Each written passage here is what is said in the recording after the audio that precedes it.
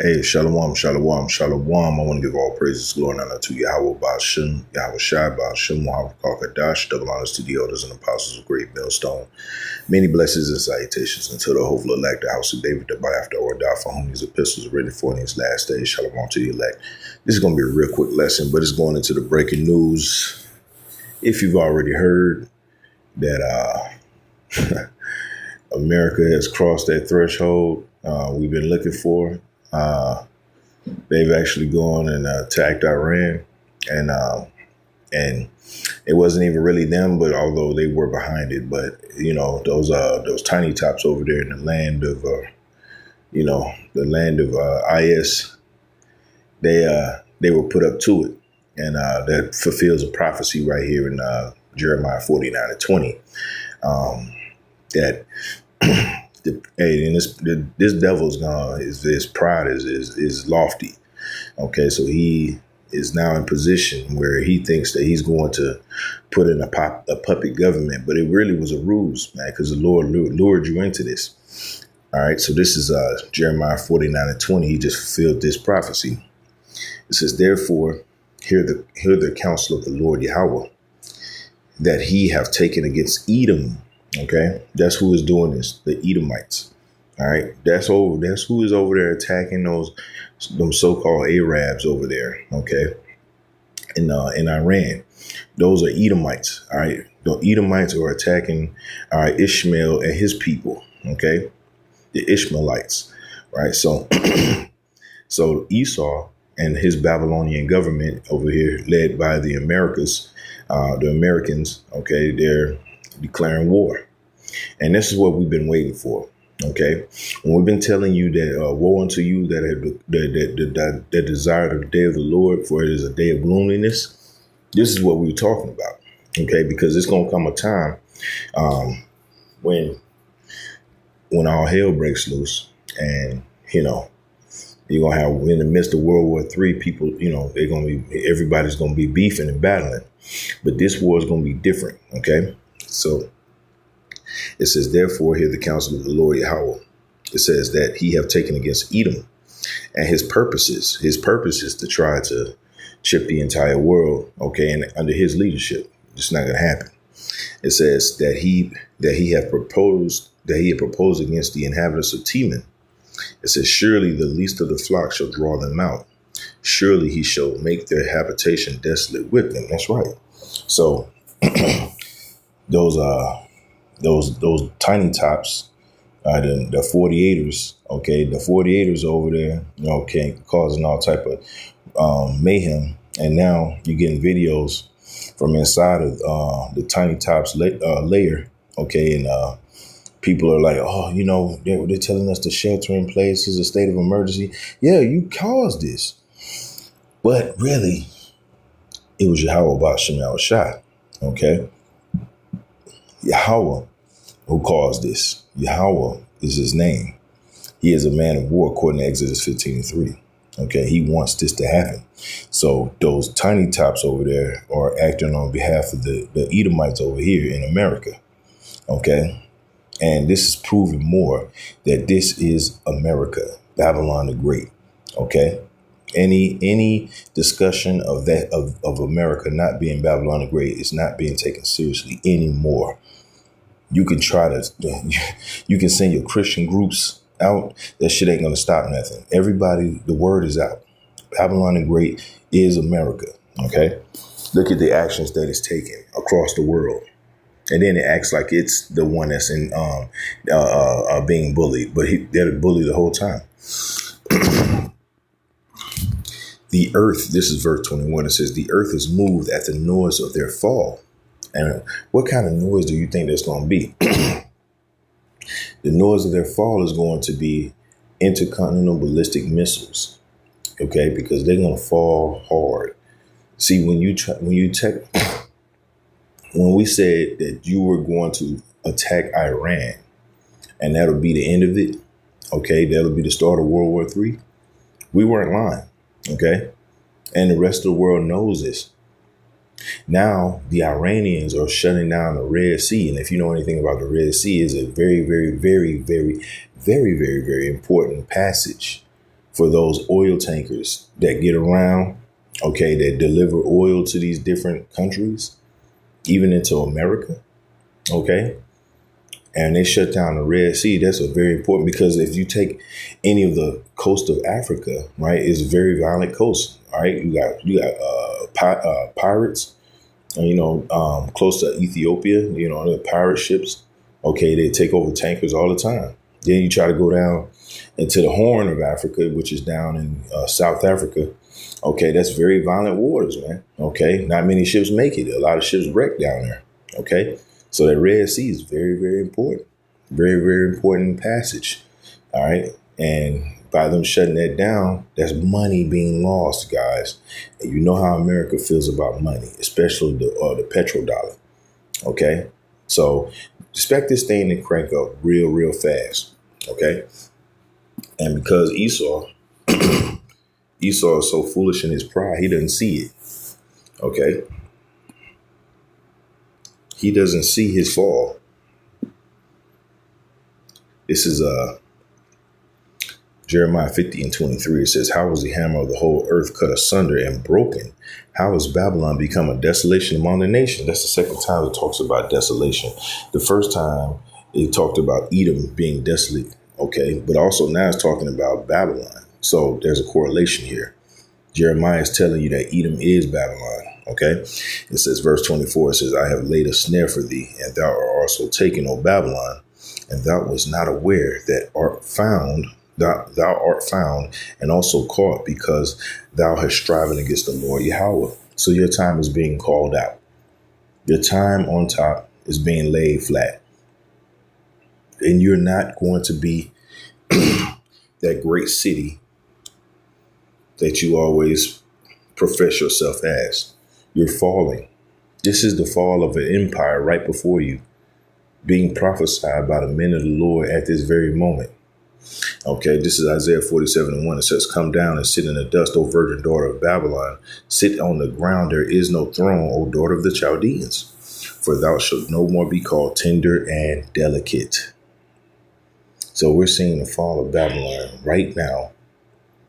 And ain't nobody, well, I ain't gonna say ain't nobody. The people that truly care about Babylon, they're quiet, because they used to mock the message we came with. Now they're truly quiet because they're like, fuck. What if they're right? And we are. According to the scriptures, we are. Okay. This is imminent desolation coming for Babylon the Great, which today is known as America. This is Mystery Babylon. Okay. And we're prophesying just like we were told to do. Okay. Let me go to Habakkuk. And I want to say fair use, because I'm going to play a video off of RT News. All right. This is Habakkuk 2:1. It says, I will stand upon my watch and set me upon the tower, and I will watch to see what he will say unto me, and what I shall answer when I am reproved. And this is what we're saying unto you as you're looking at our videos. You're trying to figure out if we're telling the truth, and we're just going scripture, precept upon precept, line upon line, here a little, there a little. Okay, verse 2, it says, and the Lord answered and said to me, let's see, verse Habakkuk 2:2. And the Lord Yahweh answered me and said, write the vision and make it plain upon tables, that he may run that readeth it. That he is talking about the elect, the house of David. We're telling you, we're on the precipice of World War III. Really, we're already in it. It's just now things are starting to heat up. Okay. We needed America and them 48ers over there, okay, to do exactly what they did today and do more of it. Okay. We want this thing to be hot and heavy. Okay. Pause. Anyway, we want the Lord, okay, to put the spirit on this devil to go in and invade other countries like he's doing right now. Okay. Verse 3, it says, for the vision is yet for an appointed time, but at the end it shall speak and not lie. Though it tarry, wait for it, because it will surely come. It will not tarry. So we've been telling you World War III is on its way. Okay. World War III is on its way. And The people that said, not in our lifetime, not in our lifetime, we ain't gonna have to deal with that. No, that's gonna be a million years from now.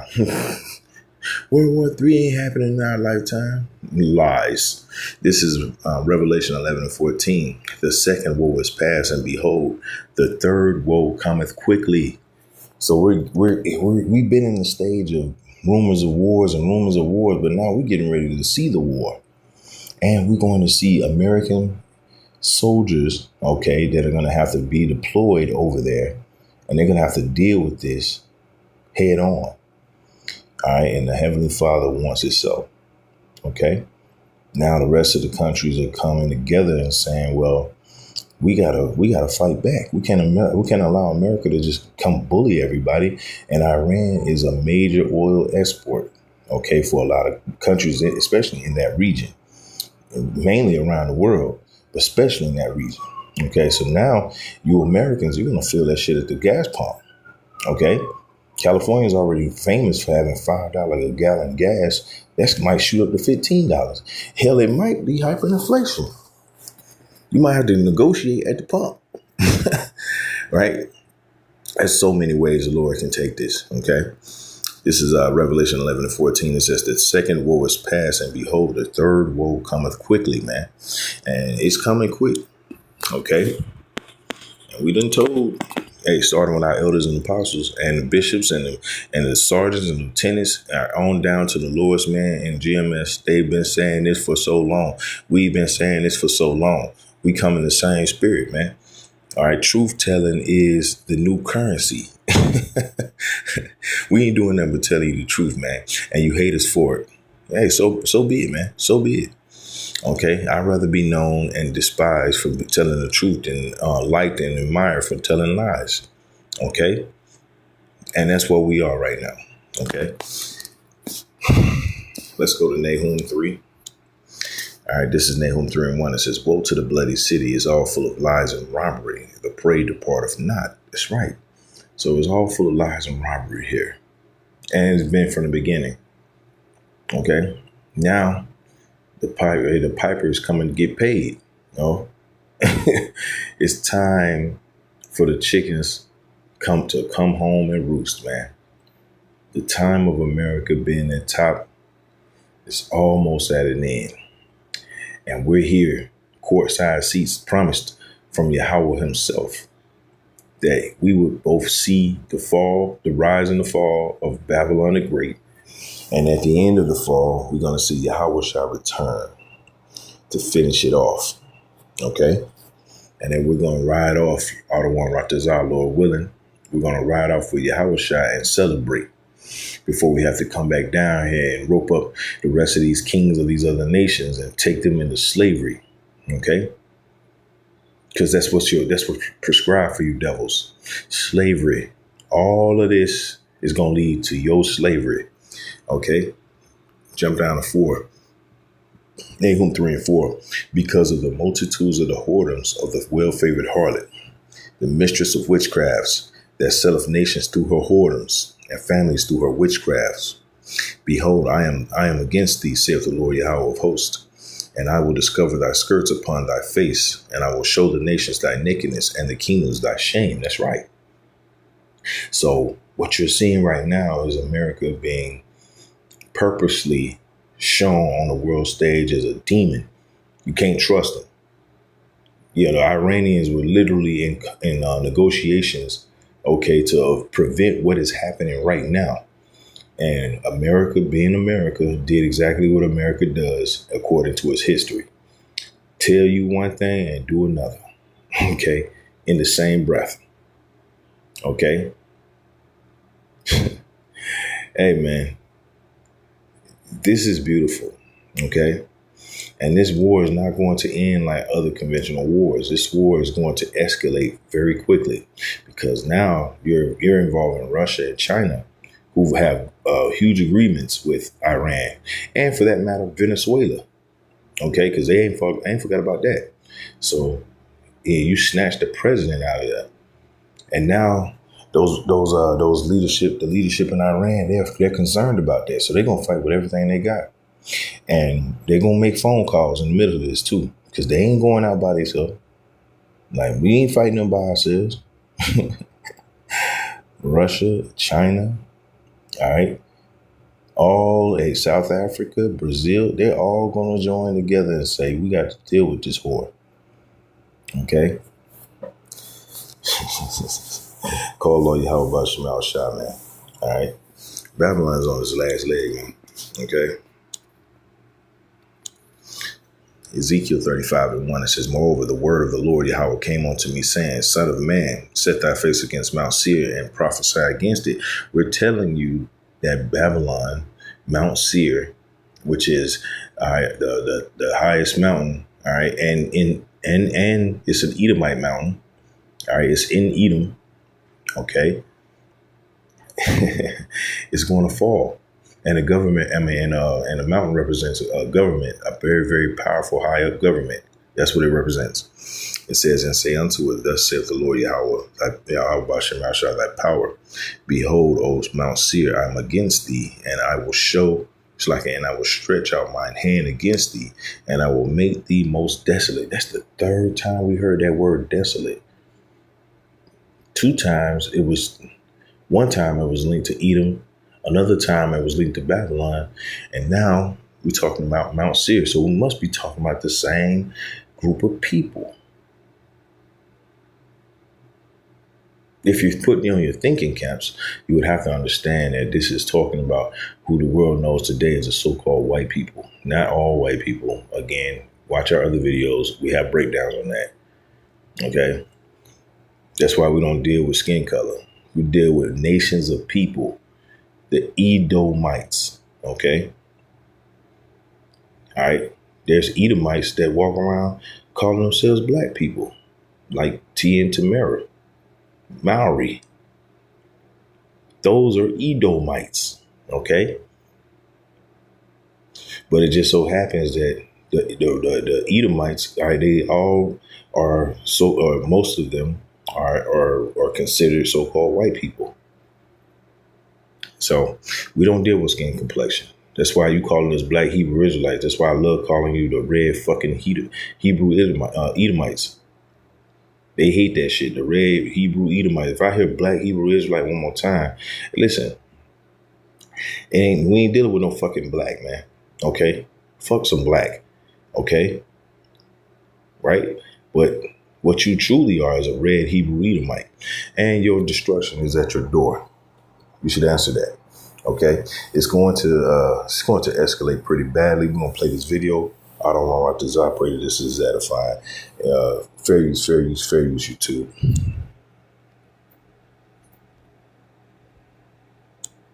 They finally got my channel back on, and I had to go to Rumble to go get it too. Cause I miss watching. RT News. YouTube got lame and took it off. Now I found it again. Developing rapidly. My first question to Mohammed, if I may, how surprised are you that Donald Trump's military action on Iran took place this morning, and why take such an aggressive action when the president has been publicly talking about his hopes for peace? Well, I'm not at all surprised. I actually was expecting the strikes to happen tonight. I stayed up even late till 5 a.m. They didn't strike, and then I went to sleep. Then the strikes happened an hour later. Why did you expect them? What made you expect them? Because of all the warnings from the embassies around the world. They said for people to be careful, and especially you would expect that when the U.S. personnel in Tel Aviv has been cleared. So we are expecting a war. That means America is expecting a war. So that's why I did not get I was not surprised by the attacks. I was actually expecting them. I thought it might be tonight or tomorrow night at tops regarding the logistics of evacuating the personnel. So no, these strikes didn't surprise anyone. not me. I don't think the Iranian leadership was surprised by these attacks.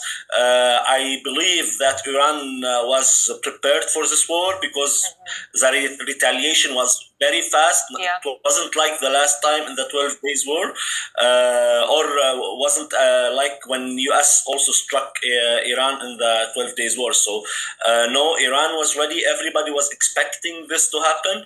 As to why Donald Trump started a war or started bombing and he's talking of peace, well, I think Donald Trump gave up on the idea of getting the Nobel Peace Prize.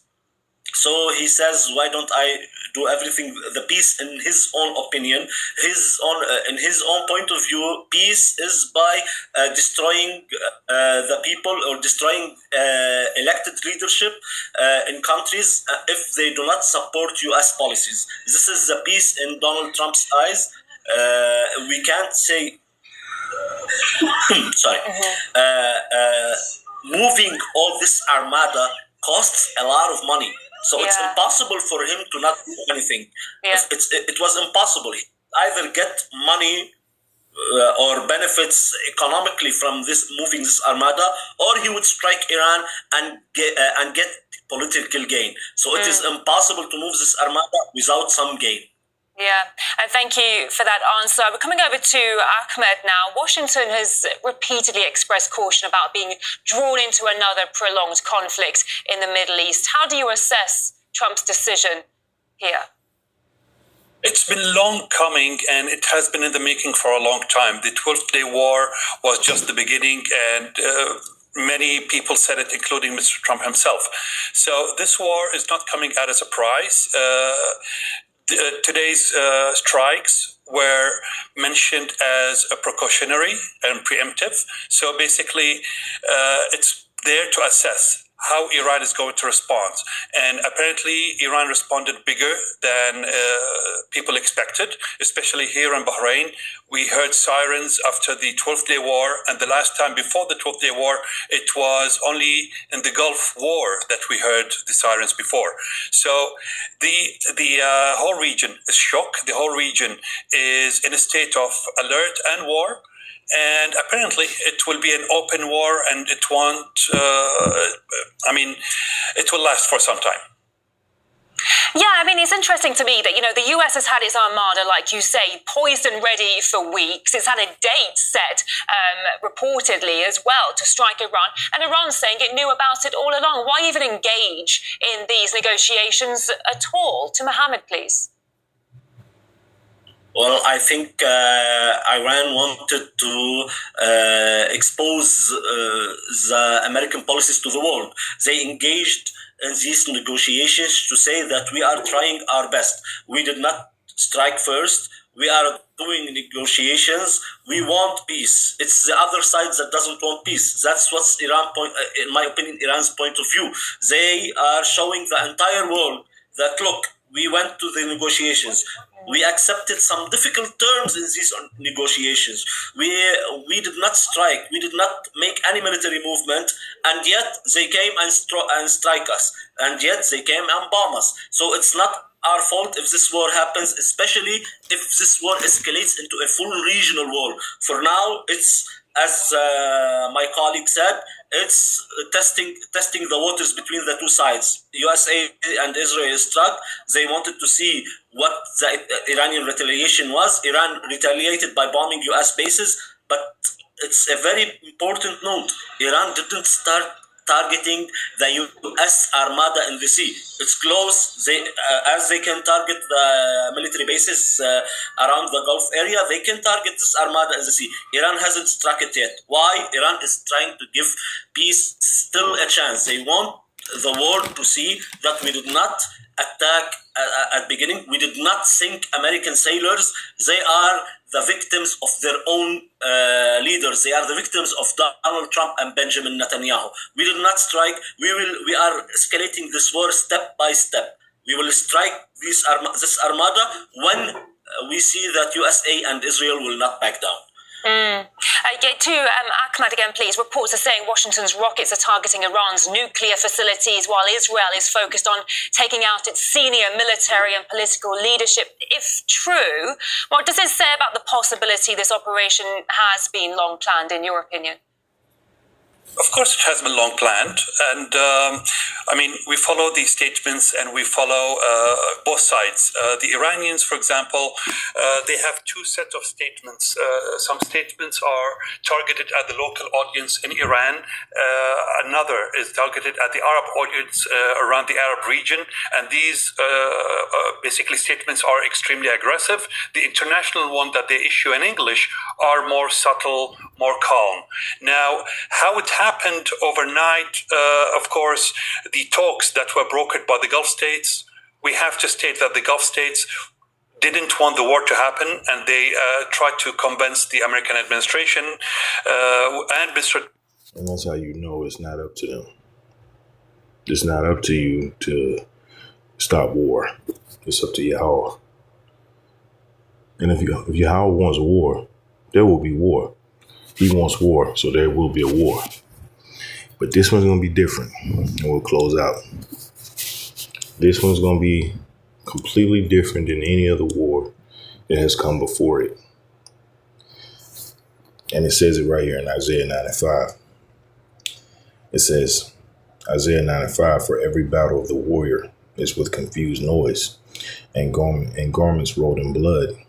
But this shall be with burning and fuel of fire.